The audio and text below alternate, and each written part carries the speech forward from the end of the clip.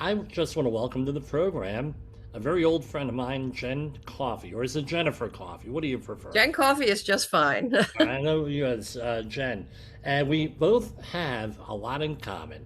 One of them is we both went to Stockton when it was still before it was university. We graduated almost at the same time at NJIT. hmm Except you have the two degrees, I think, environmental I science do. and I do. environmental policy. I Oh, just have good the one, memory. right? And uh, she's built quite a couple of organization groups, Very involved in very two different involved. All right, organizations. maybe Yes. that's the wrong. I'll edit that out. But you basically with that, I'm going to say this because I'm going to forget to say it at the end. I'm very happy for you. I'm very proud to have gone to school with you and know you. Sincerely, I love to hear about success. We don't always agree. We don't agree on a lot of stuff. You're more extreme than I am on some things. I'm more extreme on even on I mean on the environmental end.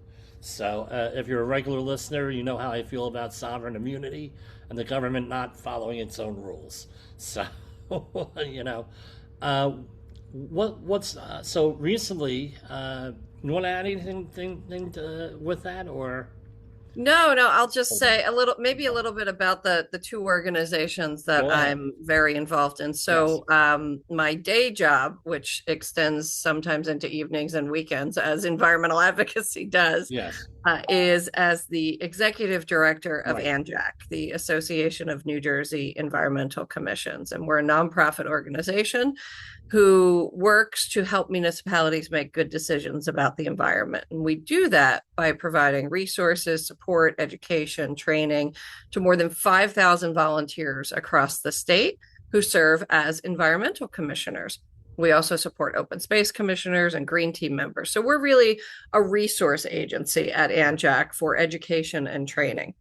Right. And then the other hat is my volunteer work with the New Jersey School of Conservation. So I serve as the board president for the Friends of the New Jersey School of Conservation. I think we're going to talk a little bit about that today Oh and yeah, their yeah. mission. And I'm very excited about it. No, I mean you do extremely important work in the state of New Jersey, and with that, and it's I like to see that. I like to see success, in the people I know and the people I don't know. As we are all about celebrating success here. Now, what piqued my interest was, and I had heard about it in the news a little bit, was the school conservation is being shut is in the proposed budget by your current governor. I live in New York, but I have a house. Disclosure here. I'll do the disclosure in a minute. Your current governor either cutting this from the budget or severely reducing the budget for this. Yeah. And this organization, the School of Conservation, is set up by public law. It's set up by law to be run, and it was being run by Montclair State College up until 2021 COVID. Then you folks had to step in with a different management structure Yes. to manage this, and now it's like the rug is being brought out from underneath you. Would that be an accurate Yeah, that's assessment? absolutely accurate. Yeah, I will add to that when the Friends stepped in and said we will manage the school. The Hmm. state adopted a law putting the Friends in the management position, Right. and as part of that legislation, there was a requirement for us to request of the state budget how much we needed annually to run the facility. Right. We have had to do an enormous amount of work to bring the facility up to a usable state. And about half of the buildings are still not in a usable state. So let's just kind of set the scene, if you will. The Go ahead. School of Conservation is located inside of Stokes State Forest. So that's a New Jersey state forest. The School of Conservation is owned and preserved by the state of New Jersey. And so the Friends are simply operating the facility and are the caretakers of the facility. Right. There are 240 acres on site, again, Hmm. owned by the people of New Jersey for the people of New Jersey. 63 mostly historic buildings, a solar array to create energy to meet the needs of the school, a wastewater treatment plant that discharges into the cleanest stream in New Jersey. So it's very important that that treatment system is kept up and running. A lake, a dam, and probably a partridge in a pear tree in there somewhere. Right. When we inherited the site from Montclair, it was in a great state of disarray. uh, None of the buildings were really useful. There were holes in roofs. There were door jambs that were popped from ice, and then there was flooding, and then there was mold. So there was black mold everywhere. There was electricity that had been amended over the 77-year history of the organization that looked like somebody's uncle had done it, and then somebody else's uncle came in, and then somebody's brother-in-law, and it was patchwork. So there was a lot that we had to rip out and replace for safety reasons, and for really fire reasons. Right. So we have done a lot of work. About half of the buildings are usable now. The mission of the school is really to have environmental education for everyone everywhere. And about 50% of the schools that come to the New Jersey School of Conservation are from Title I schools. So they are in dense urban areas. That was These one of my are, questions, actually. yeah, these are kids that don't have access to the kind of nature that we're talking about up in the school. And this is what really drew me to the School of Conservation and really piqued my interest, right? I've got a full day, as we all do, and I'm at the head of multiple advocacy campaigns. So taking on something else was had to be something that really lit me up. And this did, because I grew up in Philly Hmm. in a neighborhood called Port Richmond, and we had Right. one tree down the end of the block and sometimes a star in the sky.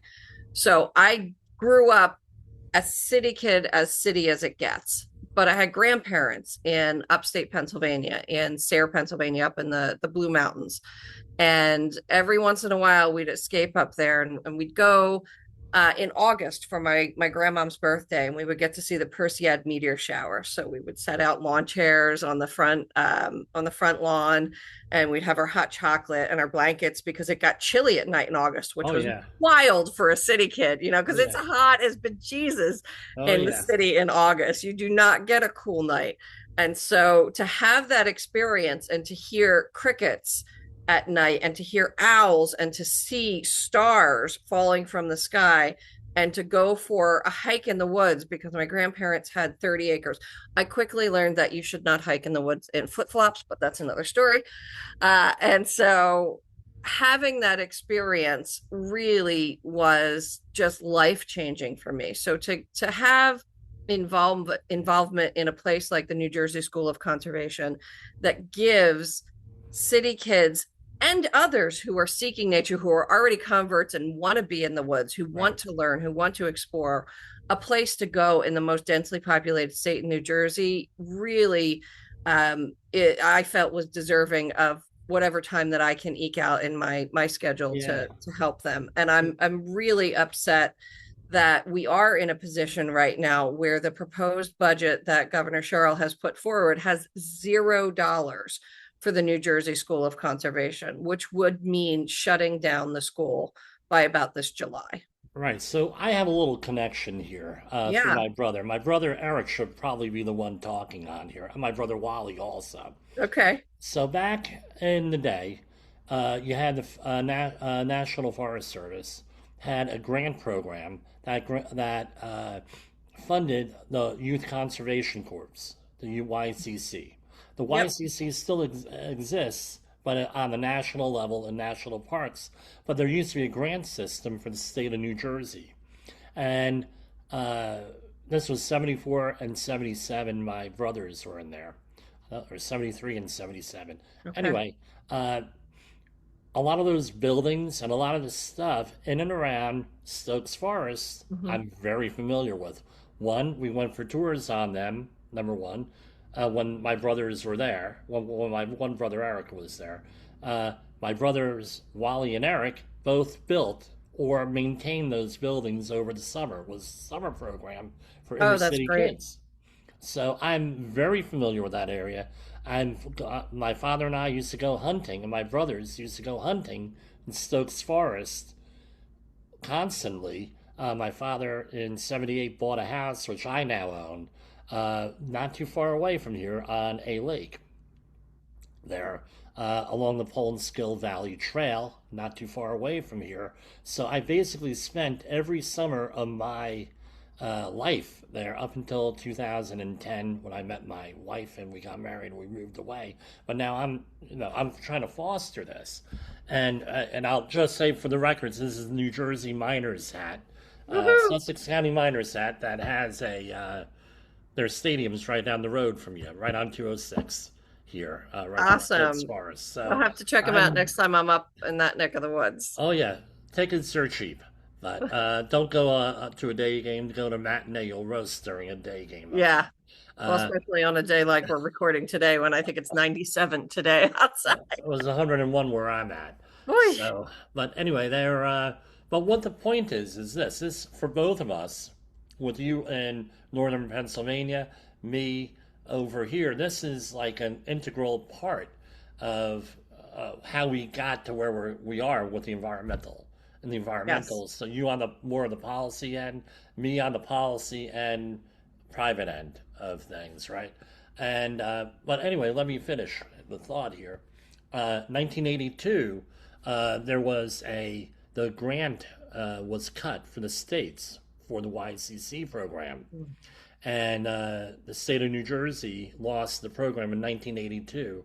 And ever since then, even my brother comments how everything has been pretty much from the that time forward. Everything's literally has been decaying from that, as what you just attested to, and the few times he's been up there since then. And it's extremely important. This is what the problem. This is what I'm against. Yeah, I'm online and every you didn't see me. I'm against this, and I'm holding my cell phone. The type of services that this facility provides, that you can't get it on a phone. I Yes. mean, I deal right now with young environmental professionals who have no concept of field work. They don't know how to do a lot of the research and everything else. Number one. Number two, you mentioned the Title One folks out there. They in an inner city, you're not going to get this. You may get some environmental justice things. You may get some what I do, occupational safety and health stuff. But as far as the environment is concerned, you're not going to get the experience of being out there in the woods doing things. And the other thing that I was just thinking about during the Christine Whitman administration, education was a big thing, science education. There Yes. it was the goal of getting out of high school, where someone would be have an idea of how to generate the scientific method, generate a hypothesis, go out and test it, and then prove or disprove the hypothesis. All right, you can't get that behind a screen. You have Yeah. to be out there doing it. And even though you 2 to 3 thousand people a year go through your facility, guess what?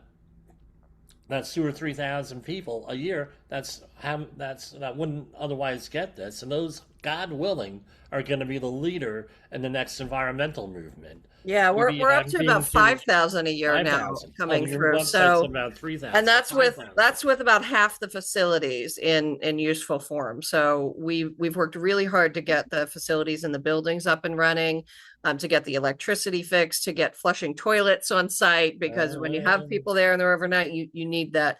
We had to fix the road going into the site because the holes in the road were so big that half a school bus could fit in them. I mean, yeah, I could lay that's down and not I an am not a small exaggeration, person. Vince. It was bad. So we really had to do a lot of work to get it even accessible. And here's a couple great points about the School of Conservation that I find particularly Right. interesting. So the campus, as you were mentioning, is built on historic buildings. So there's a DeGroat house there that Right. is one of the early colonial homes. And so that is a great piece of American history for us to witness and to be able to walk through, and it's in decent shape.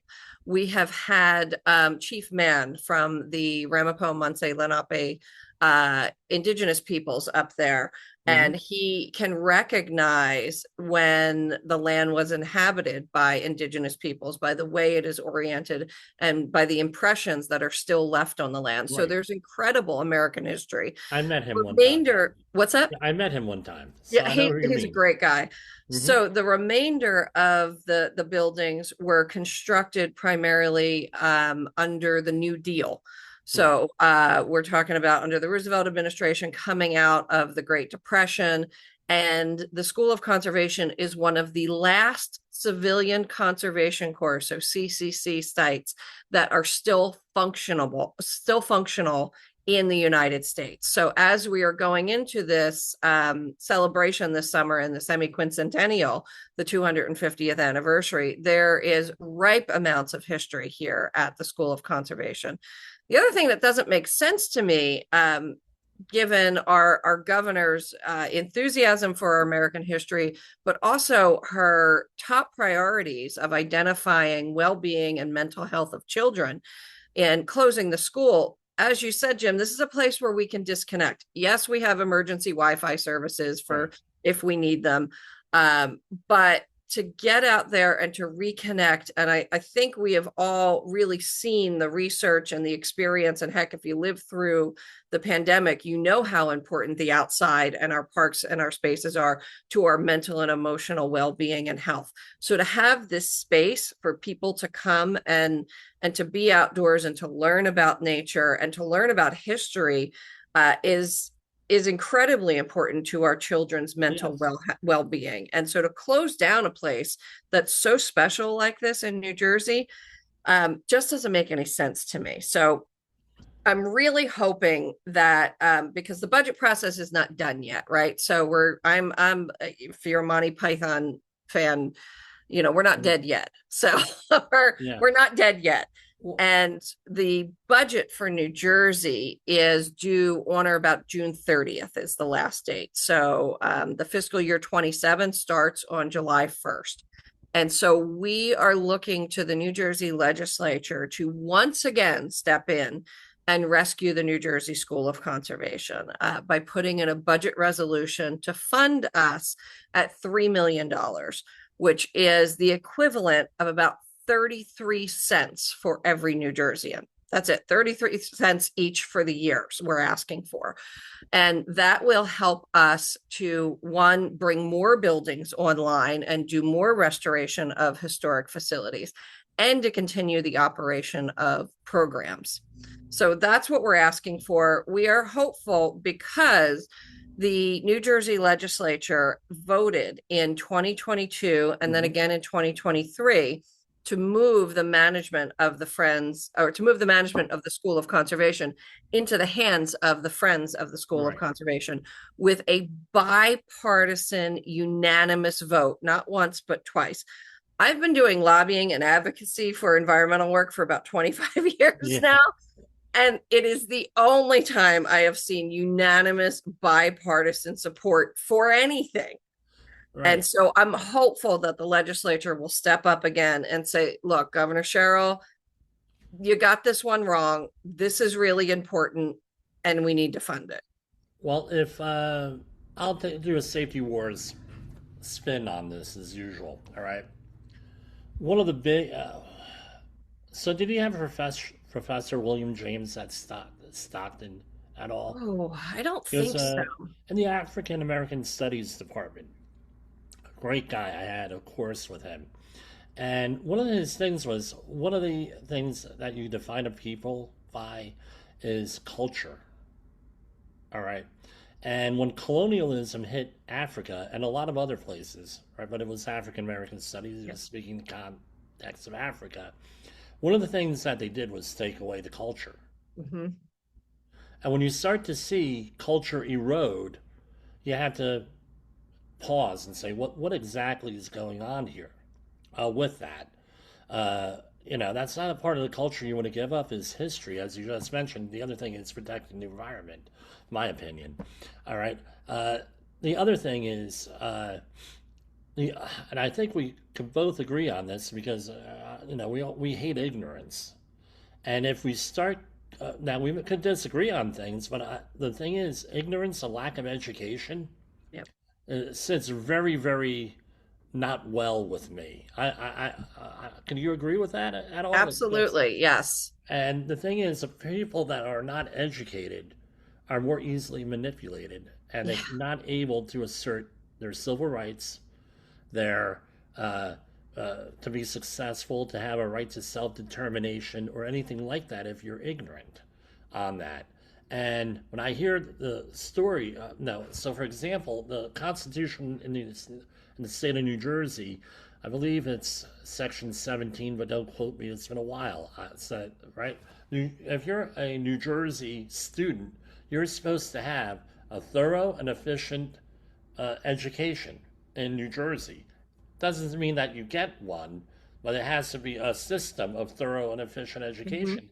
And to be closing down a school that yeah, educates, I thought it was three, but now it's 5,000 people a yeah. year of all levels. Big mistake, guys. Yeah, Huge, it really huge. is. And the programs that our teachers up at the School of Conservation host. Now, this is a living classroom, right? So Right. you're not sitting. I went to Catholic school and there was a blackboard in the front and there were rows and we ought to line up on the one line on the wooden floor and we were alphabetical. This is Yeah. not that kind of classroom. This is an outdoor experiential classroom. And so you are out discovering in the woods. We do have a lab and we've got Right. microscopes so you can go and take a sample and check it out. Right. But we have got our programming at the School of Conservation dialed in so that when you come there and you, as a teacher, know that you Hmm. need to meet certain core curriculum standards for science or Right. English or history, we've got it. We are all checked out on that. So you can check a number of your boxes by coming to the school. It's incredibly efficient, it's very enriching. And there are generations of people because the school is 77 years old who really hold their School of Conservation field trip as a standout memory. It really is a core memory for a lot of New Jersey citizens. And so we're working really hard to save it. The teachers there are top notch. They are absolute top notch. And so are the facilities managers and our camp chef. And so we are asking people to reach out to their legislators. I don't know if I'm allowed to do a little pitch here, but I'm going to do it You no, well, anyway. that was my next question. We defined the problem. Yep. Now, what do we do about We it? And need by the way, people I'm to going to reach have a out. link to any website or anything you mentioned. You Yep, send I've it to got me. an action Let me alert I will send you, and hopefully we can post that right, as well. But call or email your legislator. So everybody in New Jersey has one state senator and two assembly representatives. right. And if you can call or email those three folks and tell them that you want to see the New Jersey School of Conservation funded in this year's budget, that would make a whole host of good, and it would do. It goes a long way. And then I hear about it as I am advocating and lobbying. I will make it clear I only lobby for the New Jersey School of Conservation for free and for ANJEC for a paid position. Well, So that's I'm not a for hire lobbyist, and I'm advocating for environmental education and clean water and clean air and all those kind of good oh, things. and who could argue behind? Well, there are people who argue against it, but Yeah, well, that's a different yeah. show. You'll have to have me back for that. But okay, now let's broaden this out a little bit. Are you aware of any other initiatives like this nationwide, especially in, in times of economic peril, well, or manufactured economic peril? I'll say that much. Yeah. That have things like this, or is this the only one that you're aware of Well, I will say with that this? my scope is pretty limited to New Jersey Hmm. because I find that New Jersey keeps my day pretty full with Right. all the things that we've got going on here. So I don't know. I'm sure that with all of the budget cuts that we have seen federally, that there are other programs that are hurting. Certainly the decrease in funding that we have for our national parks is an issue, and the continued expansion of permitted activities on Hmm. federal lands Right. is an issue, whether you're talking about Roundup or you're talking about allowing for the killing of bison. Right. Those are issues. I stay pretty focused here in New Hmm. Jersey for what we can do. And right now, the School of Conservation is at the front of the line because we are looking at closing down the school later this summer if we don't get funded. Uh, unconscionable on It that. Even really though, is. and I apologize for not reaching out and going there sooner because I did work for a university in northern New Jersey, doing a non what do they call it? Non credit classes Mhm. and community outreach Yeah. was it. And now, that's New Jersey City University, and they're no longer going to be in existence Yeah. starting July 1st. Yeah. I don't know if you kept up with that, Yeah, I did see but that. Let's, yeah, if I can and talk a it's little bit about go ahead. teachers and universities at the School of Conservation as Pardon me, well. Jennifer. So, one of the Sorry. things that we do, that's okay, with the School of Conservation is during the summer months, many teachers in New Jersey come to the School of Conservation Mhm. to get their continuing education Right. units or continuing education credits. So teachers, like many professionals, engineers, attorneys, nurses, doctors, have to have continuing education so they Right. keep up with breaking information and the best information in their field. And many of those teacher certification programs are held at the School of Conservation during the summer months. So if we're not doing that there at the School of Conservation, where are our teachers going to go to get their continuing They're education? going to go on this. Yeah, The film. yeah. The School of Conservation is also really at the forefront of helping New Jersey schools to meet their climate curriculum. Yeah. So, New Jersey is still the only state in the nation that has climate change education curriculum. And you can get that education at the School of Conservation. And we are really we're breaking ground, if you will, in leading conservation studies as well as climate change studies, because we have a consortium of 9 universities in the state of New Jersey. Please don't ask me to name them all because I'll miss somebody and get yelled at. But it does include Stockton, I will say that. Right. So since we're Stockton grads, go Ospreys. Yeah. And so we are a facility and a site for climate research and other research to be held at the School of Conservation in a consortium of 9 different state universities. So shutting down the School of Conservation hurts kids, it hurts teachers, it hurts universities doing research, it hurts the general public. And so the bottom line of this is, if you close down the school, the land doesn't go poof, right? The buildings don't go Right. poof. They're not going to implode and just disappear. The facility still exists. So you're talking about 63 buildings, a solar array, a wastewater treatment plant, a dam, a lake, 240 acres, more than a quarter mile of road that runs up to it. So all of that reverts back to the DEP, the Department of Environmental Protection, to manage.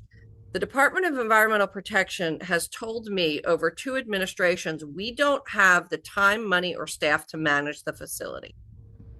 So what do you Yeah. do then with a wastewater treatment plant that needs management? What do you do then with a solar array that needs management? How do you keep people out of buildings? I mean, we're going to have to bar the buildings and One hope of that my nobody breaks in. I mean, let's be realistic one here. of So one of our other guests on here, a friend of the program, very dear friend of mine, uh, in private conversations, she's a retired state of New Jersey DEP okay. professional in the historical thing, and that's all I'll say. I won't get more specific. Yeah. She has mentioned, I've observed that she has mentioned how the state of New Jersey maintains its historic sites Yeah, it for the New doesn't Jersey do a great DEP. job. And yeah, we say it's Gruvno here, and you can figure out what that means here. And but anyway, I don't think I could say anything more or anything. I think you've done a pretty good job. So I one more appreciate it. I time, mean, the bottom line is that the Friends, as the nonprofit, the Friends of the New Jersey School of Conservation, is doing a really efficient job at restoring the school and operating the school. If it has to turn over to the state, it's actually going to cost the state more money. So it is economically more efficient to have the Friends continue to run right? it. And it is certainly more beneficial to our students, our teachers, our universities, and the public to have the nonprofit continue to run it. So we really need you to call your legislators. They do listen.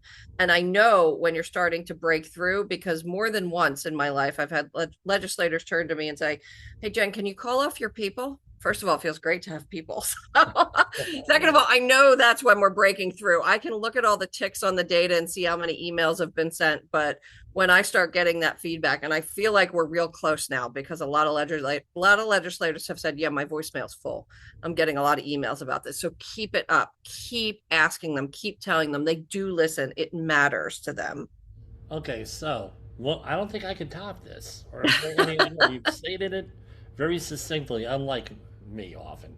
All right. So, what is the contact information for this? Do you have a website? We I do. know We you do. can look up the New Jersey legislature. I used to have the governor's office on my speed dial while I was involved in politics. Not anymore. But where do we Yep. go for this? So you can look up your legislator at njleg.gov. Mm-hmm. And so you can get your one senator and your two assembly people. You can Mm-hmm. get their phone number. Or you can go to when we post this, Jim. I don't know if you can post a link, but Absolutely. it's action.njlcv because we're working with the New Jersey League of Conservation Voters Mm-hmm. as well. So action.njlcv.org /a/njsoc 26. So I will get you that link. Yeah, send it Um, along. It's either we're going to be releasing this tonight or tomorrow. I have to check the health and safety news to okay, see if anything major happened. But this is going to go in either today or tomorrow. No matter what, the podcast portion of this will be released tonight. That wonderful. the live program probably tomorrow. We'll just say it's a pre-recorded session. And this is Jennifer Coffey, right? You got And it. thank you so much for being here. I was looking forward to this the entire day Oh, here. thanks, Jim. It's really good to see you. All right. Okay. Here. And